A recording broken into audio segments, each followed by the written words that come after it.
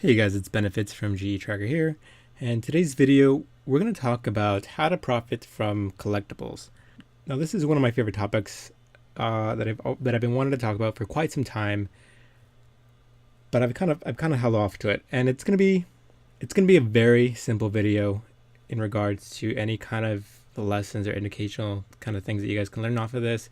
If you're already flipping Dragon Warhammers, cloaks, Third Age longswords, and this video is not really for you. It's really for players who are still just in the beginner stage of flipping, still getting their feet wet. They're still trying to learn how to find different items to find, and hopefully in this video, if you're a collector yourself, maybe you'll learn something off of this, and hopefully you can try and profit off of the collection that you've already started and continue that overall in the long run, so you can try and profit off of that.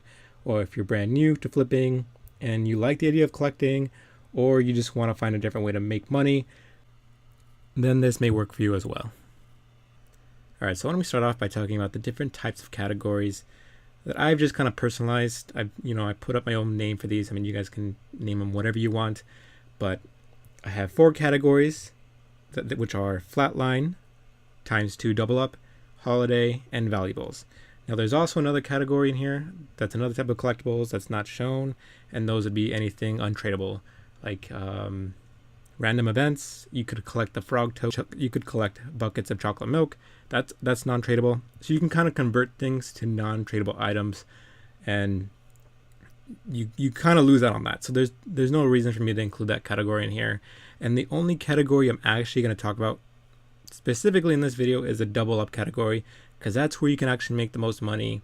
The other categories, unless you're a high-level merchant and you are very comfortable flipping Third Age longswords, alleys, Dragon Warhammers, or cloaks, then I would stay away from those in terms of collecting.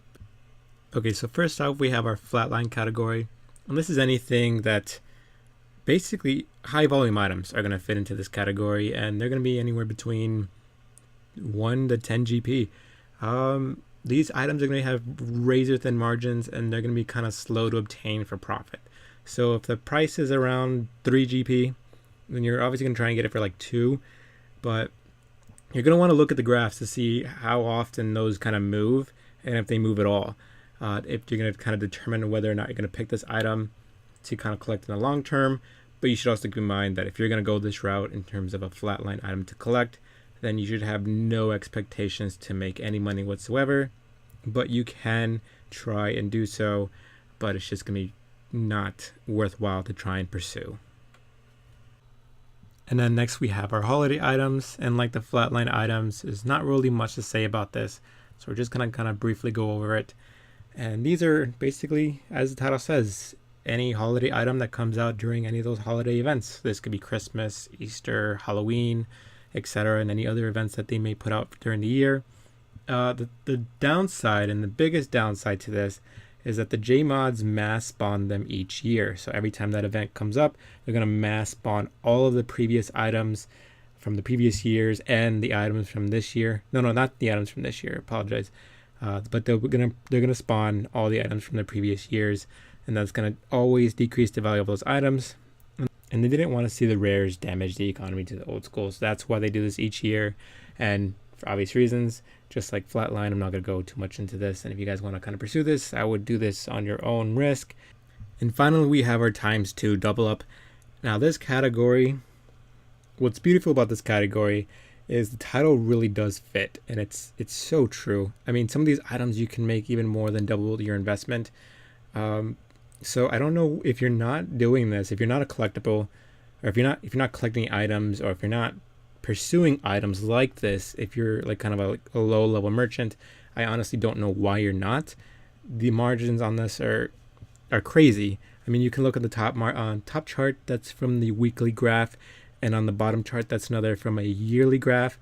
So all these items are going to kind of behave differently. So those 2 charts are different items, but I have 3 charts I'm going to go over with you guys, filling this category up, so I can show you different time frames. Some items are going to be long term, and then some items are going to be short term, and then I think one of them is going to be kind of like a mix in the middle. So the positives about times to double up category is that the entry level is really low. Almost anyone can start flipping these items and they're fairly profitable. You're going to find margins, you're going to find flips that are going to kind of mirror or kind of match some players who have like 50 million to work with and are flipping, I don't know, Armadyl God Swords or stuff like that. You're going to find similar profit, you're going to find similar flips in terms of the total profit made, depending upon how much you had invested and type of item and how much the margin is. It always varies. These items are going to be very different from each other, and so many items out there that you guys, it's almost impossible that you guys can't find an item for yourselves. Now these items are also going to be normally skill based, so it's another clue for you guys to kind of look in that kind of direction. These items are going to kind of be involved with anything that has to do with skills. So herb lore is a big one. That's actually a really big one. Herb lore makes a lot of money, kind of just like the whole area of it. You can decant potions, you can flip the secondaries. There's a lot of money to be made in that skill specifically. You could do ruins are another one as well. Rune crafting, not as big of a margin.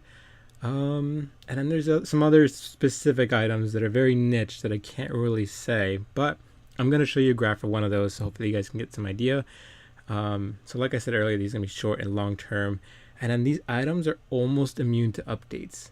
So if you find these items, these are like the unicorns of all items in RuneScape, in old school RuneScape. All right, here we are. We have our graph here, and for obvious reasons, we're not going to show the actual item because I don't want to kind of influence you guys to pick a specific item. Hope you guys can do that on your own. You guys learn a lot by finding these items on your own. I mean, you guys can use the high volume tool on our website. That's also a great tool for finding items like this. But in terms of actually looking at the graph and seeing whether or not this is something that you could collect, that's what we're going to talk about right here. So every single time that you look at an item at first hand, if you're going to try and collect it, is you're going to want to look at the yearly graph. Now, you're going to want to look for this specific pattern. You guys can call them cat ears, hills, spikes, mountains, roller coaster, whatever. It doesn't matter what terminology you give these. All you want to see is that it kind of moves up and it moves down periodically. It doesn't have to happen very often, but it just has to show that pattern. And there's other items that behave a little bit quicker. I'm going to go over that in a different item, different graph. But if we can see here that this item is behaving in that similar pattern. So what we're going to start doing is we're going to start moving down the timeline from quarter to monthly to weekly to see where it's going at the current point in time. And so right off the bat, I can tell that it has been moving up in recent time, but now it's starting to go down a little bit. So this might be an opportunity for me to start putting my investments in early to try and get a price at a lower amount. So what I mean by that, if I look at the yearly graph here, I can see that at times, at its peak amount, it can sometimes reach 140, 100, 156, 126, 70, and then it goes all the way down to 22, 24. So, I mean, you guys can picture this. I mean, obviously, if you get like 100,000 of this item and at 24 GP and you were able to sell it for 156 GP, that is bank made. That's a great flip. That's exactly what we want to go for. And in terms of collecting it in the long run, you're going to want to kind of divvy it up to determine how easy it was for you to obtain this item. Was it really slow? So an example of an item like that would be basically any bronze items. Bronze items are just difficult to obtain at a good price, and they're even harder to sell for profit. They're just so difficult to sell. Everyone wants to sell them. So if you're going to try and collect bronze items, just good luck with that. I think that whole thing is just a money pit. I don't think you're really going to make a lot of money. But again, looking at this graph, this is how you look at it. So you start off at the yearly time frame, and then you start moving down the timeline to see where it's headed. And then we have, let's go over this item next. So this item, not so much of that massive big drops here and there, but it is showing that pattern, that little pattern of just going up and down, up and down. And that's what we want to look for.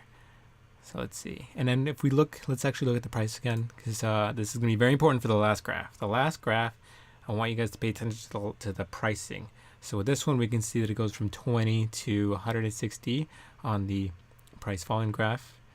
And if we look at this one, it goes from 120 to 200. So, okay, so these are kind of low priced items. So these are very low entry items for a lot of you guys out there. But if you're a little bit of a high level merchant, maybe this next item, this last one after this is going to be a little bit more in your area. But again, we're just going to look down at the timeline for each of the graphs. Okay. Doesn't look to be changing too much. Now, this is what's really important. So now that I've gone down the timeline, I can tell that in the long run, there's not really a direction it moves. It doesn't really skyrocket. It doesn't really move down at any given point in time. It just kind of does its own thing and just kind of moves all over the place. And that's good for short-term flipping. If you want to flip short-term and you want to get this done right away, this is what you want to look for. If you've gone down the timeline, you haven't really seen anything much, but then you look at this, there you go. This is something that you could flip probably during your day. You know, you're sitting at the Grand Exchange, you want to flip some items. This is exactly what you want to do. And then you would obviously favorite this item so it can show up on your dashboard. And then you can start monitoring it over time. And then you'll become like an expert on kind of patterns. But something like this, with an item that doesn't fluctuate as often, this isn't going to be an item that you're going to kind of look for patterns for, but it's just something that you can maybe consistently go back to and make a lot of money like every day. Kind of like that thing that a lot of noob flippers like to flip Zoro scales because it's very easy, very quick. This could be another item just like that. These items are very easy to obtain, has a high volume, and margins are great, guys. I mean, look at that. That's fantastic. I mean, this is a great way to start your day if you're a brand new merchant and stuff like that. So why don't we go to this item here? Now, again, make sure you're looking at the price. Look at the price for this one. It goes all the way down to 70K, and it can go all the way up to 325K. Now, keep in mind, this is the yearly time frame. So it's going to take the average price between those time frames. So it's not going to show the highest priced item that was sold on this yearly graph. So that price could have easily gone up to like 500K. It could have. So that's one to keep in mind. But again, we can see on this one, it does have that pattern. It doesn't matter how long the distance is. You guys can see the distance here between this bump here and this one over here. That does not matter. All you want to see is that pattern of just consistent up and down. And that's what we see here. So we're going to go ahead and go down the timeline to see how it's behaving. I think my computer's a little bit slow. Okay. All right. All right. Okay. So with this item, now this is an item that this is one of my favorite collectibles, and this is why I kind of wanted to show you guys, because I mean, the margins are pretty big, and it's just a fun item for me to collect. If you're a collector, then you would understand. You have your items that you like to hoard and collect. This is one of my items, something I like to collect. But we can see with this one, it doesn't really move all that often in the short time frame. We can see it did here during this day time frame. It did move a lot, but this is unusual for this item. So I should have been online today monitoring this and try to kind of profit off of this, because this massive gap this often during the day is very unlikely for this item. But as I can see, there was a lot of money to be made. So with an item like this, where it's not so clear in terms of how it behaves, this is your long-term item. Now, like when I showed you during the ×2 double up category page, if you go back to that, you're going to see that it was either short-term or long-term. Now, these two items right here are both long-term items. These are both long-term flips that you don't really try and flip in a day or a week. These are things that you kind of hold on to. These are things that you kind of hold on to, hoping for their price to go up, but they should go up. So something like this, what you're going to want to do is you're going to just want to pay attention to the graph overall. So recently, we can see that it's spiked up and it's kind of going down a little bit. But if we looked at the daily time frame, it's still acting very weird. So what I could do is, going off of my experience with this item, I could start putting in my values in for the price that I usually get this item at. And since it's kind of fluctuating like this, it's kind of acting very strange. This is kind of telling me that it may actually go back up in price again. It kind of, yeah, okay, so we're looking at this weekly time frame. So if I'm looking at this yearly time frame and then I look at this daily time frame, this kind of weird scattering is showing me that it's going back up again, especially since the orange line, which is the sell price line, that's moving up, and then we can see at the very bottom up that it's kind of like spiking at different moments in terms of the amount traded. So it may be someone that's dumping their items to try and get for a good price. It may be someone that's trying to manipulate it to try and push the item back up. But in terms of actually putting a price for this is actually something that I would not do yet. So I do take that back. This is an item that I would probably hold on to, or I would hold on to my offer at the GE. And then if I did have any items held on to this is the point where I would start selling it off. But again, depending upon your own goals, how much you want to hoard, how easy this is to obtain. This isn't exactly a high volume item, so I can't exactly get 10,000 of these in one go. So that's kind of like that's part of the struggle with this one in terms of long-term collecting. So you have to determine whether or not if you can sell off.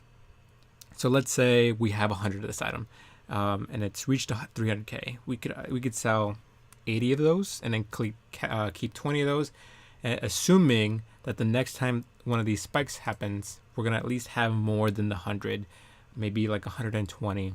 So then when we sell another 80, we'll have 40 left, and so on and so on. And that's how you kind of progressively move on with these things. So yeah, with an item like this, guys, this is going to be a long-term item, long-term price. You're going to want to, if you're going to do an item like this, you're going to have to keep in mind that you may be holding on to this for weeks. You may be investing onto this for weeks if it's something that you really want to collect. And then you're hoping to kind of like sell back for money. So, I mean, if you look at this time frame here, right during here, this is a massive amount of time between the last spike. So, I mean, this could very well happen as well. With an item like this is 100K to 300K. So, you know, with the higher value an item goes, the more likely it is that you may be holding on to it for longer. So, a good example of that would be third age items. So if you wanna predict that a third age item is gonna go back up and you want to start hoarding those, it may be some time before it reaches a price point that you predicted, or maybe not at all. Because I mean, third age items are gonna be a whole lot more risky than this item. This is a fairly stable item, fairly independent from any game updates. So I've watched many game updates, and this thing hasn't really moved at all. Alright guys, I think that's going to be the end of the video. If you guys have any questions, be sure to leave a comment down below to give me your thoughts. If you guys like this video, be sure to show your support by leaving a like and subscribe for future content. Other than that, guys, good luck merching, and until next time.